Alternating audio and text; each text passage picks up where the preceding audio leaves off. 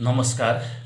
यो चिसो मौसममा मानिसहरूले विभिन्न किसिमका समस्याहरू झेल्न सक्छन्।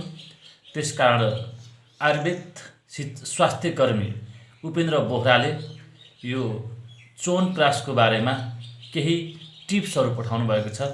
यो तपाईहरुको स्वास्थ्यलाई ख्याल गरेर उहाँले पठाएको च्यवनप्रास सम्बन्धी टिप्स यस प्रकार छ।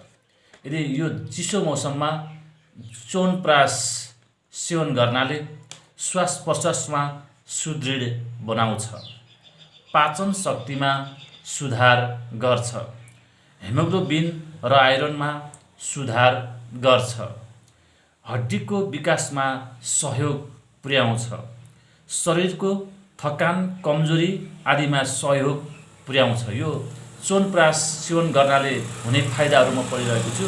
यो पठाउनु भएको थियो उपेन्द्र बोहरा ले डोटीबाट पठाउनु भएको थियो। उहाँ आयुर्वेद स्वास्थ्यकर्मी हुनुहुन्छ।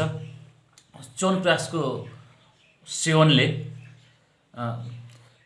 शरीरको आवश्यक पोषक तत्त्व राम्रोसँग अपशोषण गर्न मद्दत गर्दछ, बारम्बार बिरामी पर्नबाट बचाउँछ। यो चिसोको समयमा बारम्बार रुगाखोकी, ज्वरो तथा अन्य रोगको प्रतिरोधात्मक क्षमतामा सहयोग पुर्याउँछ। यो यसको मात्रा हो, यो बिहान बेलुकी चिया चम्चाको एक चम्चा दुधसँग सेवन गर्नाले माथि भएका समस्याहरूलाई सुधार गर्छ च्यवनप्रासले।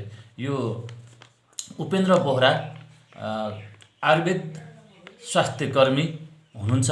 उहाँ बोक्टान फुटसिल गाउँपालिका 5 डोटीबाट यो स्वास्थ्य सम्बन्धी टिप्स मलाई पठाउनु भएको थियो।